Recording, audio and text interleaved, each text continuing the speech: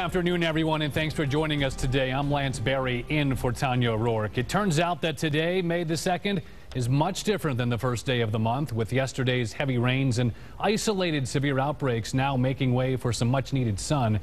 But that severe weather is still causing problems today for some spots here in the tri-state. In fact, the flooding is so bad at one Sharonville business that it's believed damages there are going to add up to over $1 million. 9 News reporter Janelle Walton live for us from Mostella Road in Sharonville, and she has a closer look at the flooding there. Janelle. Lance, Kenworth of Cincinnati is still surrounded by a lot of water this afternoon, even though those storms moved through and out of the area last night. Take a look behind me here on Mostella Road at these semis parked in the parking lot.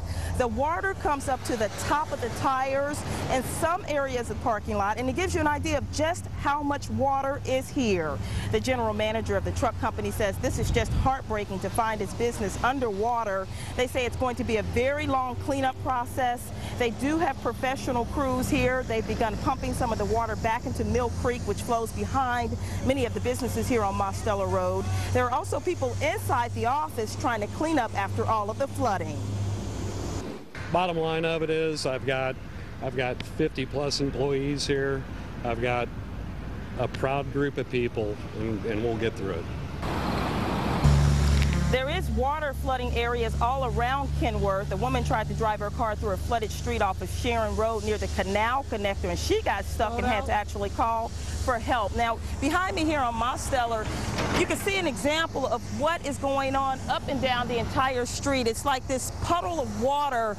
It's just in front of the businesses, and this is probably about 3 feet deep right here, but this is actually taking place at several businesses up and down the street here, Lance. And to give you a better idea of where we're even located, I'm right across the street from the Ford plant on Mostella Road.